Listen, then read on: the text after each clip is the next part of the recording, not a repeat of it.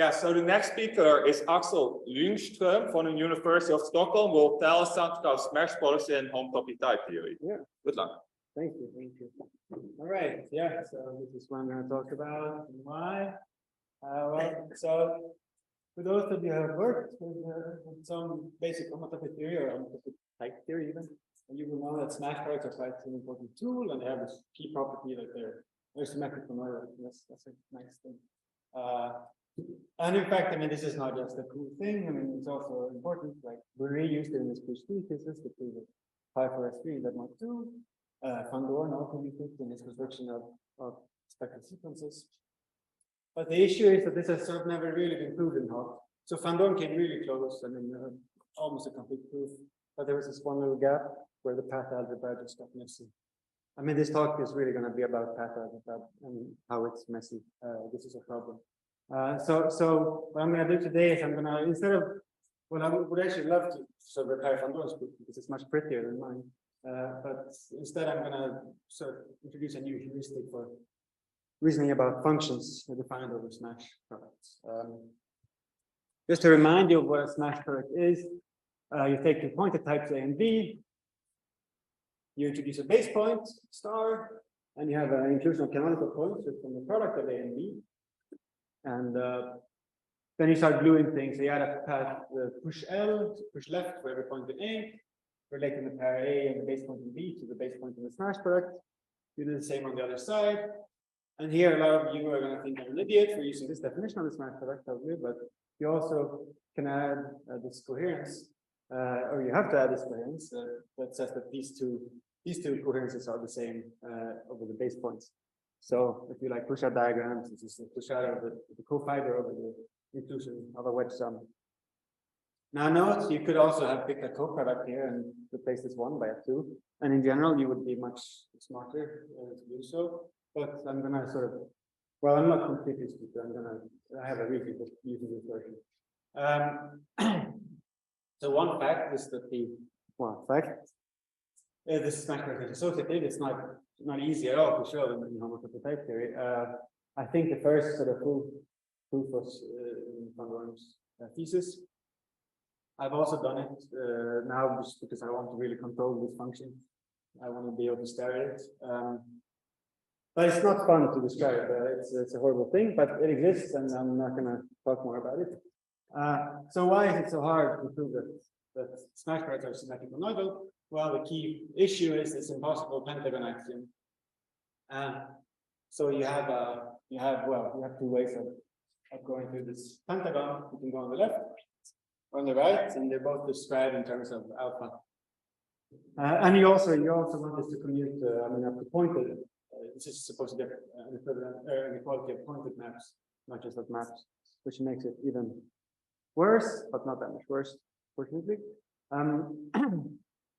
So why is this hard? I mean, it's trivial. It is trivial classically, but well, I mean, the key issue is we're trying to construct a homotopy between two functions f and g defined over a triple smash product, right? And so here f is the left-hand side of the pentagon, and g is the right-hand side. And in general, I mean, so what I've done here, I've just expanded all the cases in Agda. When you want to do this sort of by brute force, I've tried many times actually.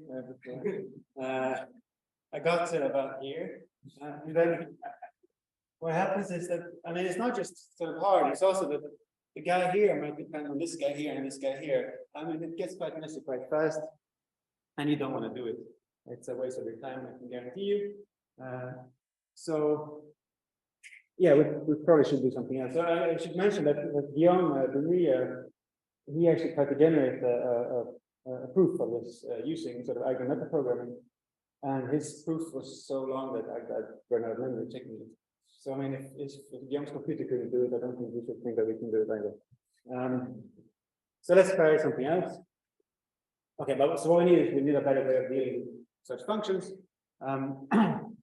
So first lemma, so this is the reason I chose the stupid definition of smash products, is that actually this higher coherence push left right is automatic. So you can always, whenever you check all the other constructors for a smash product, this is when you're proving equalities of the functions defined as smash products.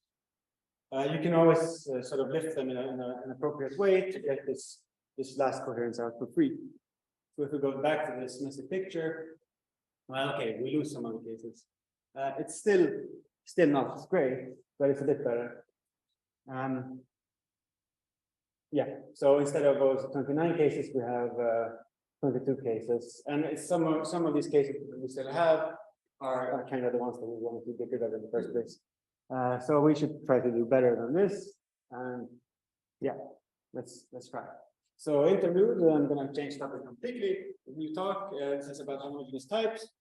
So for those of you who don't know, a homogeneous type is a pointed type, such that whenever you pick a new base point in your type, you have a choice of automorphism on A, such that this automorphism sends the old base point to the new base point.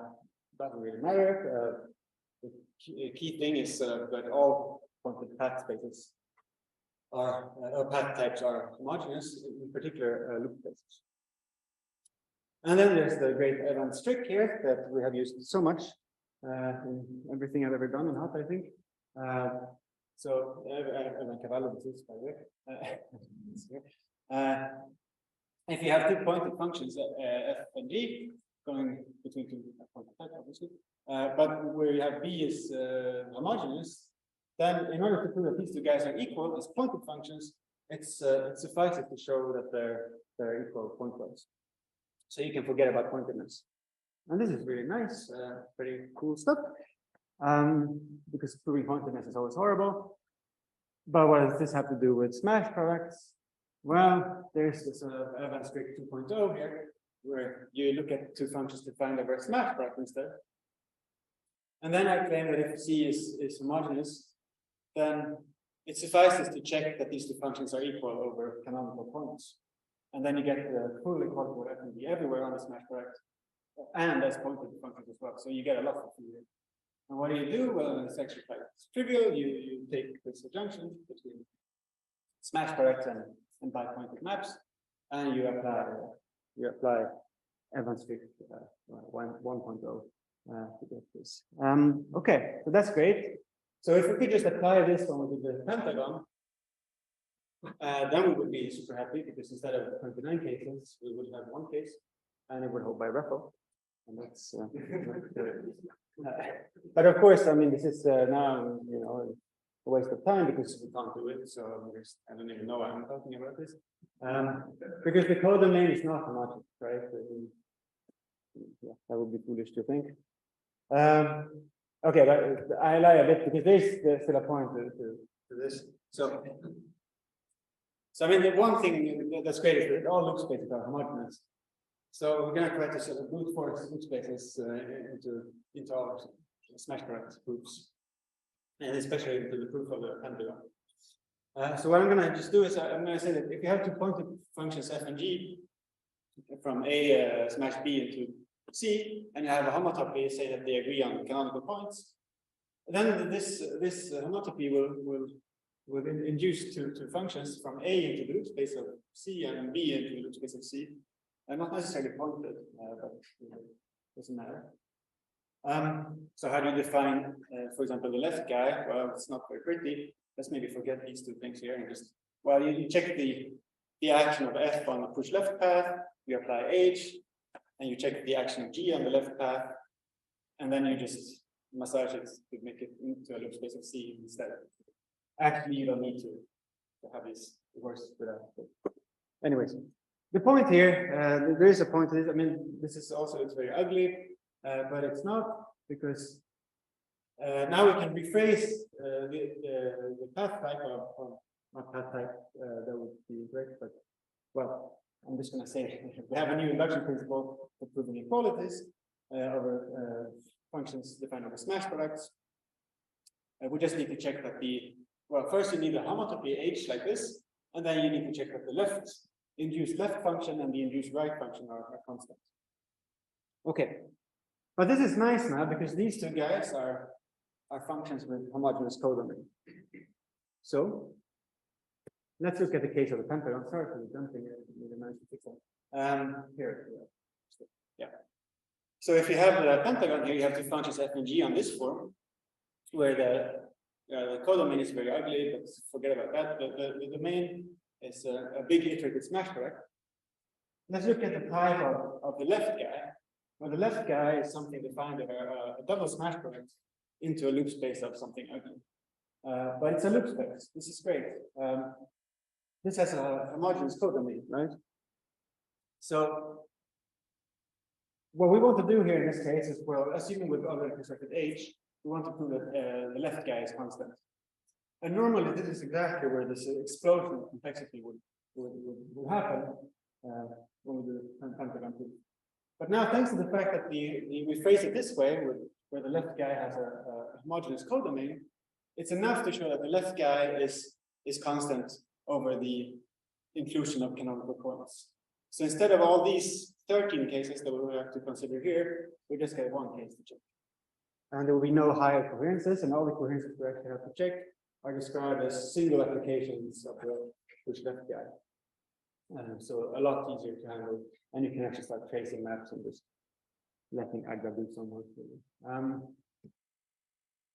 Right, so, and if you sort of iterate this idea, you get a sort of a principle for, or heuristic for dealing with inequalities in general over functions defined over iterated smash products. So this heuristic kind of says that if you want to construct a homotopy between two functions, if you want to prove that two functions are equal over an iterated smash product, it suffices to show that they're equal over canonical points, and it suffices to show that, and you also have to show that this homotopy is compatible with the action of F and G on a single application of the left, the push left and push right. But this is something, I mean, this description is something that really grows linearly instead of exponentially. So, for example, the pentagon, where we get, I'm very bad chemicals, we get something like 8 cases instead of the 29 cases. And they're all quite easy to deal with. And I think I went a lot faster than I had planned. Oh, no, okay, that was right. Okay, okay. So, I mean, what you do is you apply all this nonsense, and you get the pentagon identity quite easily. It's still very messy. This is very boring stuff. You still have to fill out some details in Agda, but some of them do here. And you know, all the coherences that are remaining after you apply this heuristic are very easy to verify by hand. And then, well, if you can do the pentagon, then you can do the other ones too. I guarantee you, it's much easier. So in the end, you get that the smash product is symmetric monoidal, but the Boolean says units in the sense of geometry, like one coherent, at least. But and that's I think that was it. Yeah. So thank you. Thank you for.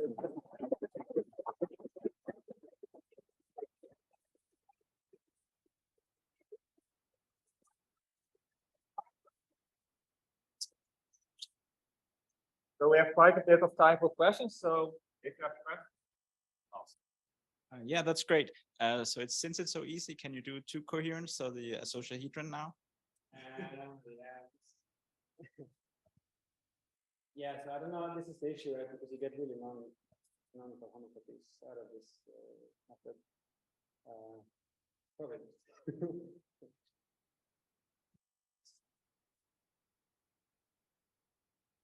So from what I've understood, you rely heavily on the fact that you have standard elements in which you can test your function in a way. So could you like generalize this kind of method to any monoidal product which would have some kind of canonical function from the Cartesian product or something like that? That's a good question. And I am worried that this relies quite heavily on this adjunction. But as long as you have some similar adjunction, probably try to generalize it. But I haven't. I mean, I would really like the generalization, so I'm happy with that. It's not up here. It's just blah. But yeah, no, probably. I have to think about it. any more questions?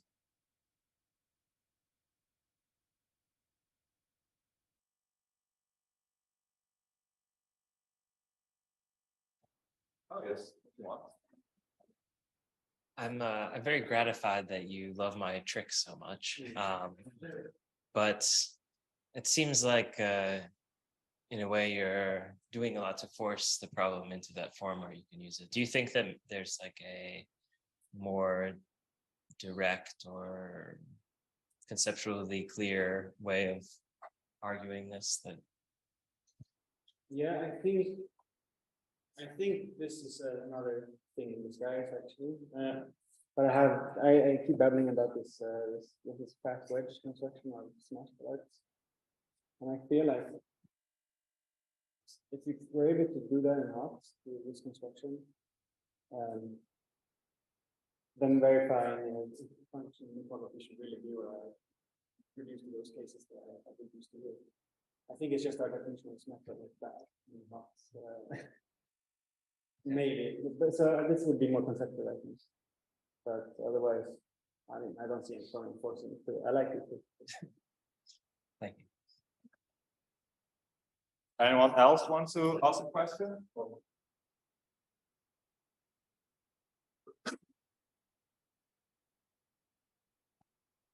If not, then I guess there is no more question. We will thank the speaker again.